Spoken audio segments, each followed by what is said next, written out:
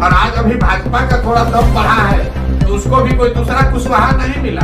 उसको भी शक्ति चौधरी का बेटा। स्पष्ट बता देना चाहता हूं कि प्रशांत किशोर जी राजनीतिकार हैं, वो उनको नेता के रूप में बिहार कभी स्वीकार नहीं। गलत बयान द्वारा लोगों को जोड़ने का प्रयास कर रहे हैं, उन्हें भ्रमित करने का प्रयास कर रहे हैं, इसमें प्रशांत किशोर जी कतई। लेकिन जब सत्ता का लोभ सर पे चढ़ती है ना, तो वो सब कुछ भूल जाते हैं। प्रशांत किशोर जी को सत्ता का मोह हो गया है, जिस वजह से उन्होंने बिहार के अंदर लगातार दौरा करके लोगों को बरगलाने। पिछले मैंने तो भी सुना, एक स्टेटमेंट भी उनका आया था सम्राट चौधरी को लेकर के। हमारे एसएसपी माननीय सम्राट चौधरी जी, उप मुख्यमंत्री बिहार, जिन्होंने लगातार बिहार के विकास में माननीय नीतीश कुमार जी के साथ कदम से कदम मिला के चलने का काम किया है।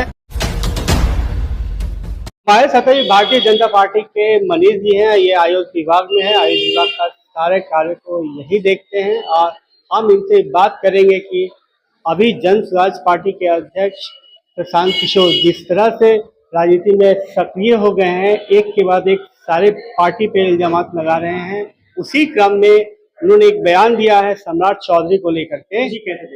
देखिए, सबसे पहला तो कि प्रशांत किशोर जी बिहार दौरा कर रहे हैं लगातार और लोगों को जोड़ने का जो जन स्वराज से प्रयास कर रहे हैं, तो मैं जनता को ये स्पष्ट बता देना चाहता हूं कि प्रशांत किशोर जी राजनीतिकार हैं, वो उनको नेता के रूप में बिहार कभी स्वीकार नहीं करेगी। और दूसरी चीज कि एक साल पहले अभी अभी आप उठ के आए हैं और बिहार की समस्याओं पे जिस तरह से आप बात कर रहे हैं, बिहार में विकास लगभग 20 सालों से दौड़ रहा है। 20 वर्षों के विकास को आप एक सालों में किसी भी प्रकार से खंडित करने का जो काम कर रहे हैं, लोगों को गलत बयान द्वारा लोगों को जोड़ने का प्रयास कर रहे हैं, उन्हें भ्रमित करने का प्रयास कर रहे हैं, इसमें प्रशांत किशोर जी कतई सफल नहीं हो पाएंगे। आपने देखा होगा पिछले चुनाव में, जब विधानसभा चुनाव हुई थी, तो पुष्पम प्रिया जी पीपल्स पार्टी के द्वारा बिहार में अपने आप को लॉन्च किया था और 6 महीनों में सोशल मीडिया के जरिए अपने पार्टी का प्रचार प्रसार किया,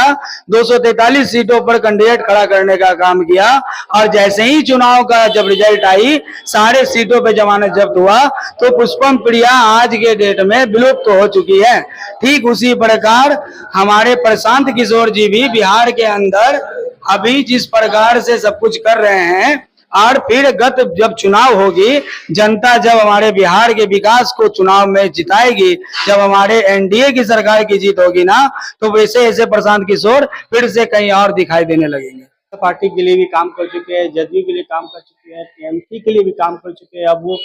चाह रहे हैं कि खुद,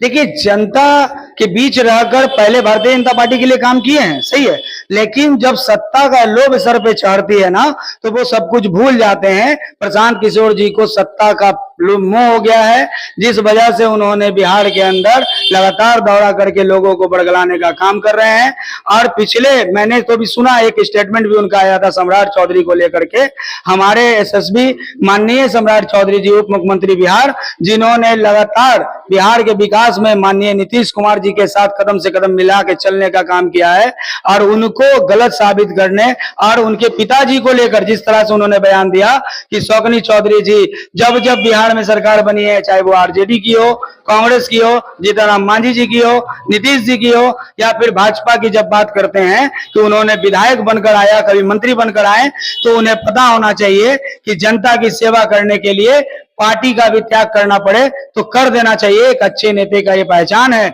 और सम्राट चौधरी जी ना पहले आरजेडी में थे, ना ही कांग्रेस में थे, ना ही उन्होंने जेडीयू के साथ काम किया। उन्होंने डायरेक्ट भाजपा के साथ काम करना शुरू किया और भाजपा के साथ ही लगातार बने हुए हैं। ये परिचय है उनका, उनकी ईमानदारी का और उनके मेहनत का, कि उन्होंने बिहार में लगातार काम करने का काम कर रहे हैं और आने वाले भविष्य में भी भारतीय जनता पार्टी के साथ जनता के बीच रहकर ही काम करेंगे।